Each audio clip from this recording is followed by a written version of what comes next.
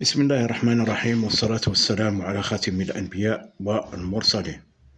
Dans cette vidéo, je vais parler de la méiose. Que veut dire la méiose? La méiose, c'est le passage d'une cellule à deux N chromosomes à une cellule à N chromosomes. Bon, la méiose débute. Ici, on voit un karyotype d'une spermatogonie, cellule mère donnant de gamètes mâles chez l'homme. Spermatogonie. Cette spermatogonie, cette cellule se trouve dans les testicules chez l'homme. On a le karyotype, son karyotype. Comme nous voyons, ce karyotype contient 22 chromosomes autosomaux et 2 chromosomes gonosomaux, veut dire sexuels, X et Y. C'est un nom. Donc, c'est une spermatogonie, une cellule à deux N chromosomes qui va être subie à la méiose et il y aura formation des spermatozoïdes. Les spermatozoïdes, comme vous voyez, à N chromosomes. Il y a un subtype de chromosomes. Il y a 22 chromosomes, 22 chromosomes autosomaux et un chromosome X. Et un chromosome X qui est sexuel. Chromosome X qui est sexuel. Donc, ce karyotype contient des chromosomes homologues à un chromosome et un chromosome sexuel unique X. Il était au début dans le karyotype de spermatogonie, il était XY. Ici, on a X.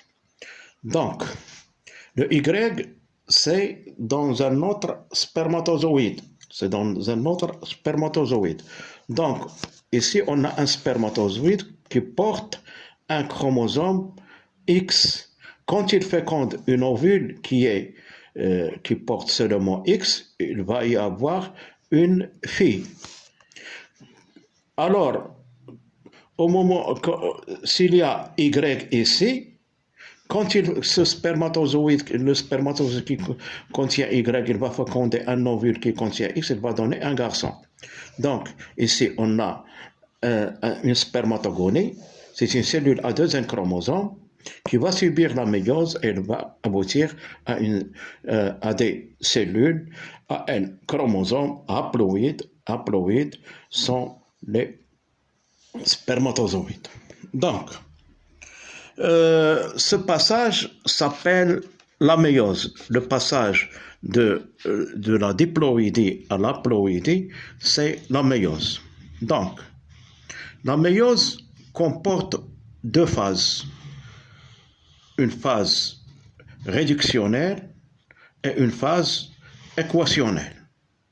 Que veut dire une phase réductionnelle? Réductionnelle veut dire le passage de deux N chromosomes à N chromosomes. Que veut dire équationnel? Le passage de N chromosomes et on arrive à seulement N chromosomes. Donc, on voit maintenant ce graphe qui contient la quantité des molécules d'ADN dans l'axe des ordonnées et le temps dans l'axe des abscisses. Alors, on débute avec une cellule à deux N chromosomes. Ici, spermatogonie, une cellule à deux N chromosomes, veut dire chaque chromosome a son homologue. Donc, de deux N chromosomes, il y aura une phase G1. Après, il y aura une duplication. Que veut dire duplication? Veut dire dédoublement de la quantité d'ADN, le passage de Q à 2Q et dédoublement des chromosomes, dédoublement de chromosomes. Il était un seul, il va devenir deux chromatides qui sont réunis dans le centromère. On a ici deux chromosomes, chacun comporte deux chromatides qui sont réunis par un centromère. Après cette phase, il va y avoir la méiose. C'est ça, la méiose. Elle débute ici. Donc, la méiose, c'est le passage de deux N chromosomes à N chromosomes. Le passage de la quantité d'ADN de 2Q à Q sur 2. Donc, on a la prophase. Voilà la prophase. Dans la prophase, le chromosome homologue s'apparaît, chaque chromosome est en face de son homologue. Alors, après la prophase, il y a la métaphase. Après la prophase, il y a la métaphase.